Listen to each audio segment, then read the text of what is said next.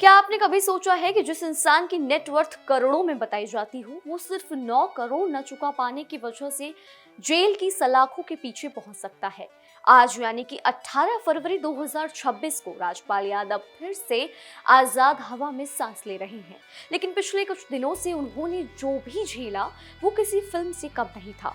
सबको हंसाने वाला ये चेहरा तिहाड़ जेल की काल कोठरी में बैठकर जेल की दाल रोटी खा रहा था, और न सिर्फ खा रहा था बल्कि जेल से बाहर आकर राजपाल यादव ने तिहाड़ जेल की दाल रोटी की तारीफ भी की।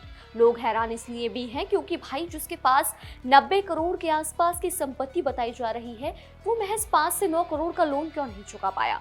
आखिर राजपाल यादव के ये 12 दिन तिहाड़ जेल में कैसे कटे, उन्होंने वहां पर क्या कुछ किया, साथ ही जानेंगे कि आखिर क्यों राजपाल यादव को सरेंडर करना पड़ा और किन शर्तों पर उन्हें ये जमानत मिली है।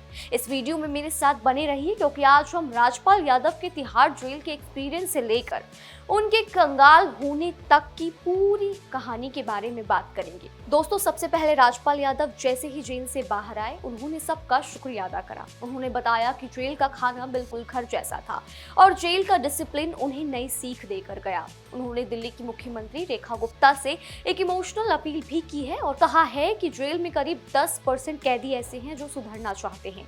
ऐसे में सरकार इन कैदियों पर ध्यान दे। और तिहाड़ जेल में राजपाल यादव कैदियों के बीच रहकर उन्हें हंसाते थे ताकि उस खराब माहौल को कुछ पल के सुकून में बदला जा सके।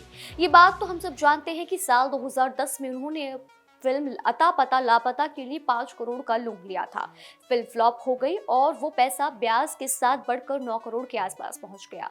कई बार मोहलत मिलने के बाद भी जब राजपाल यादव पैसा नहीं चुका पाए तो कोर्ट ने उन्हें सीधे जेल भेज दिया। अब आपके मन में सवाल आ रहा होगा कि राजपाल यादव तो साल के 5-7 करोड़ कमाते हैं और उनकी नेटवर्थ भी गूगल पर सर्च करने पर 80 से 90 करोड़ के आसपास बताई जाती है, फिर ये पैसे क्यों नहीं दिए। दोस्तों, यहाँ पर समझने वाली बात ये है जो अक्सर हम नहीं समझ पाते, वो ये कि नेटवर्थ और लिक्विड कैश में फर्क होता है। राजपाल यादव के पास जमीनें हैं, मुंबई में फ्लैट है, गांव में पुश्तैनी जायदाद भी है, लेकिन हाथ में कैश पैसा नहीं था। जिसके बाद कोर्ट में उन्होंने रोते हुए कहा था कि सर, मेरे पास पैसे नहीं है, जो भी उपाय है मुझे बताया जाए।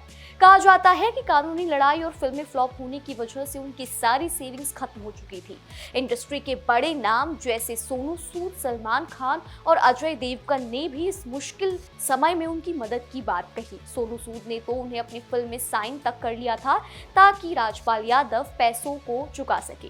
दोस्तों, आपको बता दें कि राजपाल यादव बचपन में जॉनी लीवर के फैन थे। फिल्मों में आने से पहले वो अक्सर कहते थे कि मैं अगला जॉनी लीवर बनूंगा। साथ ही आपको बता दें दोस्तों, जो बेल उन्हें अभी मिली है वो कुछ शर्तों पर मिली है। कोर्ट ने उन्हें करीब 1.5 करोड़ रुपए तुरंत जमा करने की मोहलत दी है। इसके बाद अगर वो बाकी पैसे नहीं चुकाते तो उन्हें दोबारा जेल जाना पड़ सकता है। ये बेल उन्हें इसलिए मिली है क्योंकि उन्होंने कोर्ट से कहा था कि उन्हें अपनी भतीजी की शादी में शामिल होना है। ये शादी 19 फरवरी को होने जा रही है। तो दोस्तों, ये समय उनके करियर का सबसे खराब टाइम है, लेकिन उम्मीद है कि वो इससे जरूर उभरेंगे। तो ये थी राजपाल यादव की वो कहानी जो हमें सिखाती है कि कामयाबी के शिखर पर बैठकर भी एक गलत कदम आपको जमीन पर ला सकता है। राजपाल यादव अब अपनी अगली फिल्मों जैसे भूत बंगला की तैयारियों में जुड़ेंगे ताकि वो इन पैसों का इंतजाम कर सके। तो दोस्तों, आपको क्या लगता है कि राजपाल यादव के साथ जो हुआ वो ठीक था या उन्हें थोड़ा और वक्त मिलना चाहिए था? कमेंट्स में अपनी राय जरूर बताएं। मिलते हैं अगली वीडियो में, तब तक के लिए अपना ध्यान रखिए।